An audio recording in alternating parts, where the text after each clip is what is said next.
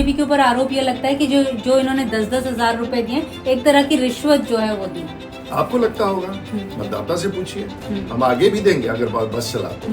हमारे यहाँ तो मुख्यमंत्री है, यहाँ तो कोई वैकेंसी पहले भी नहीं था। तबीयत खराब जिसका हो वो 40 मिनट तक सामान्य रूप से कैसे बोल सकता है? मैं उस समय का प्रवक्ता हूँ जब मात्र 5 प्रवक्ता हुआ करते थे। फिर मैं कई राज्यों का प्रभारी रहा और 7 बार का सांसद भारतीय जनता पार्टी के टिकट पर।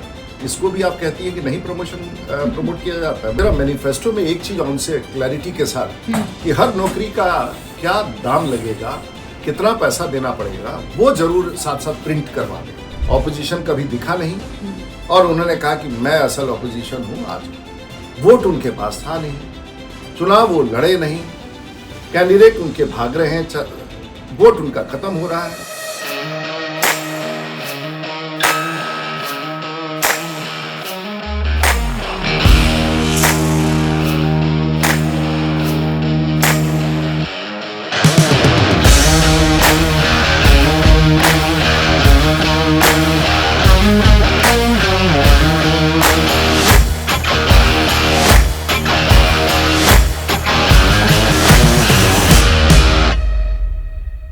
बिहार में छठ जो है वो खत्म हो चुका है, त्योहारों का सीजन खत्म हो चुका है। अब बिहार जो है अपना नया मुख्यमंत्री चुनने के लिए तैयार है। क्या वो मुख्यमंत्री नया होगा या पुराना होगा? हम जानते हैं राजीव प्रताप रूडी सर से, जो एक बहुत ही सेन वॉइस हैं बिहार पॉलिटिक्स में। इनकी जो पकड़ है राजनीति के ऊपर बहुत पुरानी है, तो जो ये कहते हैं हमें उन्हें बहुत बारीकी से सुनना होगा। हम ये जानना चाहेंगे आपसे कि जो महागठबंधन है उन्होंने तो अपना लीडर चुन लिया और उन्होंने अनाउंस भी कर दिया तेजस्वी यादव को, लेकिन जो आप लोगों के वो हैं उन्होंने अभी तक क्यों नहीं अनाउंस किया? मुझे लगता है कंफ्यूजन है। जहाँ चुनना हो वहीं चुनेंगे ना। वहाँ तो था ही नहीं कोई। अच्छा। अभी 3-4 दिन पहले उनका शायद कहा गया है कि वो बिहार के मुख्यमंत्री का। हमारे यहाँ तो मुख्यमंत्री है, यहाँ तो कोई वैकेंसी पहले भी नहीं था। और हमने बार बार कहा है और आपको फिर से दोहराऊंगा, और अब पूरा बिहार कह रहा है और सभी पार्टियों के नेता कह रहे हैं कि इस राज्य में और बिहार राज्य में नीतीश कुमार बिहार के मुख्यमंत्री थे, बिहार के मुख्यमंत्री हैं और बिहार के मुख्यमंत्री रहेंगे। तो चुनने का कहाँ सवाल है? हमारा तो कंटिन्यूएशन की बात है। उनका है कि पता नहीं कोई उनके यहाँ ही विवाद है, और घोषणा होने के, चुनाव के, नॉमिनेशन के, प्रचार के बीच में अब जाके कुछ ऐसा कहा गया है, उसमें भी बहुत मनमुटाव है। अच्छा। इसलिए हमारे मुख्यमंत्री डिसाइडेड है और इसमें कोई कंफ्यूजन तो है ही नहीं। लेकिन जो नीतीश कुमार जी हैं उनके स्वास्थ्य को लेकर बहुत चर्चाएं होती रहती हैं। आपको जानकारी है कोई ऐसा? नहीं, लेकिन चर्चाएं होती रहती है। अभी हमने उनका वीडियो भी देखा था कि वो ठीक है, लेकिन अभी मेरे साथ वो मकीर जो छपरा जिला में वहाँ प्रोग्राम था, उसके बाद डेरनी सुतिहार में 40 मिनट तक आराम से बोले। तो तबीयत खराब जिसका हो वो 40 मिनट तक सामान्य रूप से कैसे बोल सकता है? तो ये प्रचार है। और कुछ कई बार उम्र भी तो है उनका, सीनियर है, तो उसको बनाना विषय 40-40 मिनट, 50-50 मिनट, और बिल्कुल सिंक में बात करते हैं और अच्छी तरह से राज्य को समझाते हैं। और जो पुराना 20 साल के पहले लालू के राज में क्या था और आज हमने क्या दिया, सब बताते हैं। तो कहाँ से आप कह सकते हैं? भारतीय जनता पार्टी के लिए हमेशा बोलते हैं कि एक सीनियर पार्टनर है इस गठबंधन में, लेकिन क्या वजह है कि वो अपने खुद के नेताओं को आगे प्रमोट नहीं करती है? आप हो गए, रविशंकर प्रसाद जी हो गए। आपको कैसे पता है कि हमको प्रमोट नहीं करती? नहीं, हम आपसे पूछ रहे हैं। वो आप लोगों को लगता है। बीजेपी बहुत बड़ी पार्टी है और इसमें मेरे जैसा आदमी भारतीय जनता पार्टी का राष्ट्रीय महासचिव रहा, जो बहुत इंपॉर्टेंट पोजीशन है।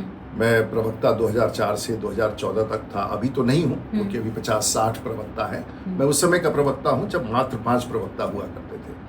फिर मैं कई राज्यों का प्रभारी रहा और 7 बार का सांसद भारतीय जनता पार्टी के टिकट पर। इसको भी आप कहती है कि नहीं प्रमोट किया जाता है। मुझे लगता है विश्लेषण का अभाव है। और हम लोग नेता हैं, हम लोग भारतीय जनता पार्टी में नेता हैं। कुछ लोगों को जिम्मेवारी दी जाती है, वो जिम्मेवारी लेके काम करते हैं। हमें भी जिम्मेवारी मिलेगी, हम करेंगे, लेकिन हम लोगों ने बहुत जिम्मेवारी संभाल ली है। अब बड़ी जिम्मेवारियों की तैयारी हम लोग भविष्य में करेंगे। इस बार क्या जिम्मेवारी मिली और इस बार का क्या आंकलन लग रहा है आपको? सबसे बड़ी जिम्मेवारी है हम सब लोगों को। मैं तो शुरू से कह रहा था और अपने पार्टी में कह रहा था कि हेलीकॉप्टर छुड़वा दीजिए इन लोगों का, हम लोगों का हेलीकॉप्टर छुड़वा दीजिए और सबको कहिए कि अपने अपने संसदीय क्षेत्र में, अपने अपने जिला में कॉन्सेंट्रेट करें। सरकार बनेगी तो बाकी सब कुछ हो जाएगा। बाहर के लोग आते हैं, उनका प्रचार प्रसार हो, उनके लिए हेलीकॉप्टर हो। जैसे रवि किशन घूम रहे हैं, मनोज तिवारी घूम रहे हैं, योगी जी आ रहे हैं और बहुत सारे नेता हैं। ये बिहार के नेताओं के लिए हेलीकॉप्टर नहीं है, और उनको अपने अपने क्षेत्र में वहां बैठना चाहिए जहां उनके एमएलए जीत के आए।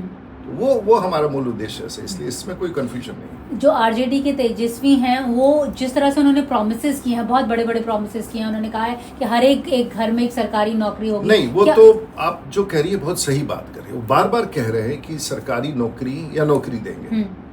मेरा एक सवाल है कि अब शायद उनका मैनिफेस्टो भी हो गया, आज आ जा रहा है।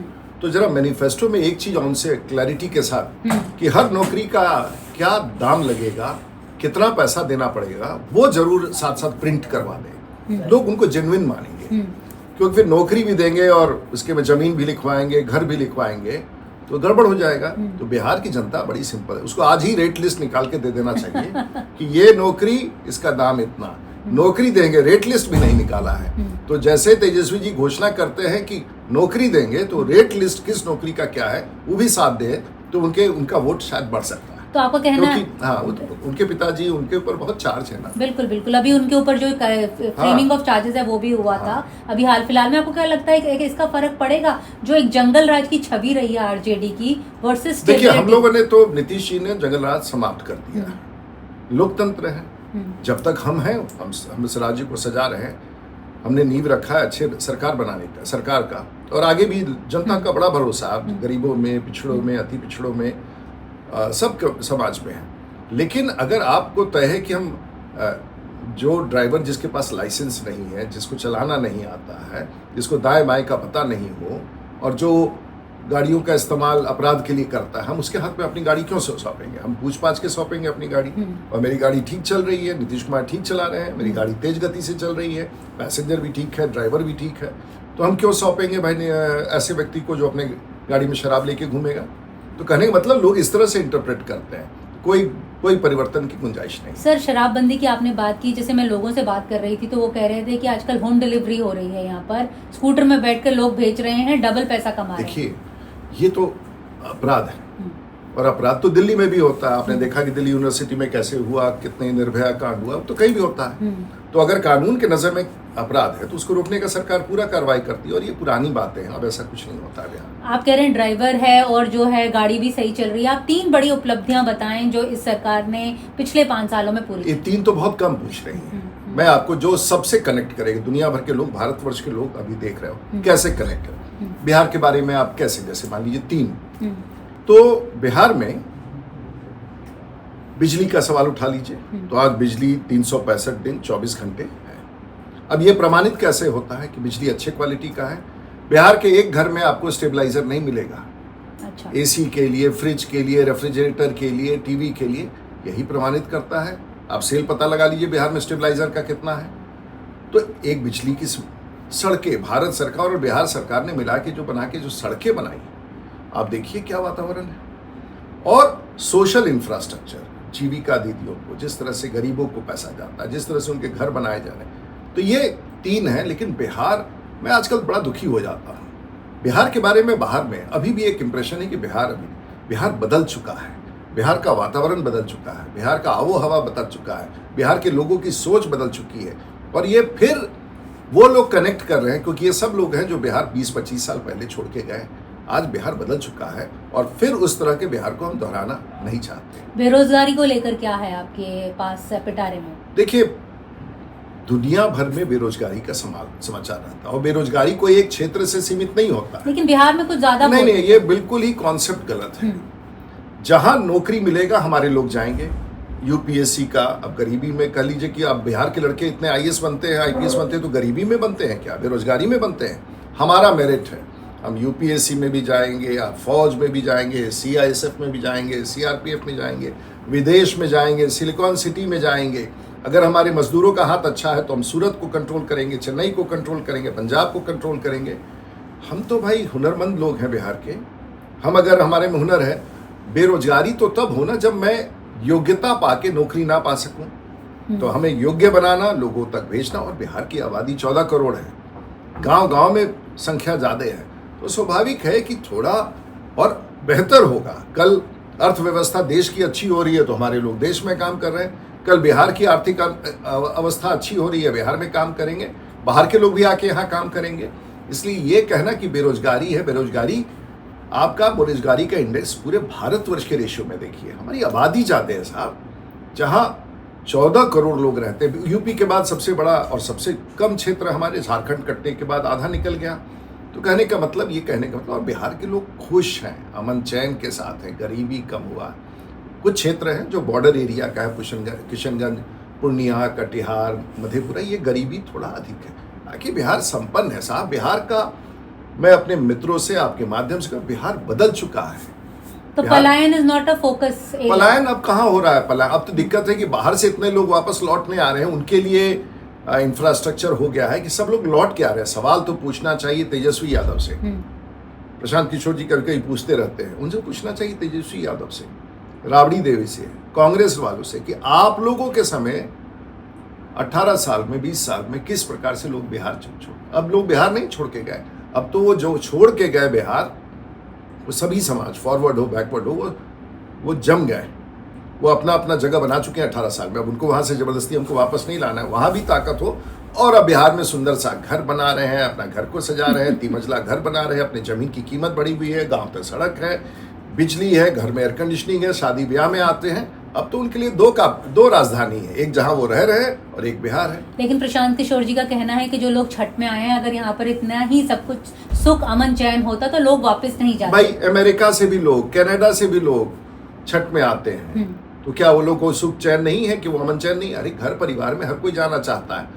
और इन लोगों ने जिस प्रकार से बात किया, बिहार बहुत संपन्न हो गया है, आगे और भी होगा। और यही तो आकर्षण है नीतीश कुमार का और नरेंद्र मोदी। दोनों प्रशांत किशोर और तेजस्वी यादव एक और अमित शाह के बयान को फोकस करते हैं, जिसमें वो कहते हैं कि इंडस्ट्रीज के लिए यहाँ पर जमीन नहीं है, इसलिए यहाँ पर नहीं लगाई जाती है। इस पर आपकी क्या राय? देखिए, वो अलग अलग है। अमित शाह जी का कहना है कि यहाँ पर बिहार में आईटी इंडस्ट्री लगे, लोग यहाँ को कहते हैं सबसे इंटेलिजेंट। आप लोग अमित शाह जी की बात सुनते नहीं ध्यान से, हमेशा कुछ ना कुछ उलटने के चक्कर में रहते हैं। अमित शाह जी ने बहुत सब, मेरी बातचीत हुई अभी, मेरे एक कार्यक्रम था छपरा में, उन्होंने कहा कि साहब बिहार को तो ऐसा इंडस्ट्री देना चाहिए जो हमारे बच्चे सिलिकॉन वैली में है, पुणे में है, TCS में है, और ये सब जगह जो पूरे भारतवर्ष में टैलेंट तो बिहार का है, चाहे वो लड़के हो लड़कियां, और अंग्रेजी भी अच्छा बोलते हैं, हिंदी भी अच्छा बोलते हैं, अपनी मैथिली भी अच्छा बोलते हैं, भोजपुरी भी अच्छा बोलते हैं, अंगिका भी अच्छा बोलते हैं, और स्टाइल में भी अब रहते हैं। ऐसा नहीं है कि हमारा स्टाइल का कोई कमी है। जरूरत है उनको इंफ्रास्ट्रक्चर देने का, तो उनका है कि भाई आईटी जगह, जमीन का अभाव है तो अब 50 मंजिला बिल्डिंग बनाइए, तार दीजिए, नेट दीजिए, पानी की व्यवस्था कीजिए, सुपर कंप्यूटर्स लगाइए, पूरी दुनिया को कंट्रोल कीजिए। तो उनका कहने का मतलब है रोजगार देने का बहुत सारा तरीका है। तो ये सब बातें, इसके अलावा अगर हम आईटी इंडस्ट्री को छोड़ दें तो और कौन सी इंडस्ट्रीज हैं? देखिए, वो हम लोग कर लेंगे, आप लोग बहुत चिंतित मत होइए। बिहार का वातावरण बदल रहा है, आप लोग को क्यों चिंता हो रहा है कि क्या कर लेंगे? बिहार की जनता जानती है कि आस्ते आस्ते हम लोगों ने बहुत कुछ किया है, आगे भी कर रहे हैं। अब कौन से इंडस्ट्री लगेगा, केमिकल्स का लगेगा कि फर्टिलाइजर्स का लगेगा कि ड्रग्स का लगेगा, हम लोग प्लानिंग बना के और रियायतें दे रहे हैं। अर्बन डेवलपमेंट फोकस है बिहार का, इंडस्ट्रियल डेवलपमेंट अब बिहार का फोकस है। इंफ्रास्ट्रक्चर आ चुका है, सड़कें बन चुकी हैं, बिजली आ चुका है, लॉ एंड ऑर्डर कंट्रोल में है, अच्छा नेतृत्व है, ब्यूरोक्रेसी स्ट्रांग है और ब्यूरोक्रेसी कमिटेड है।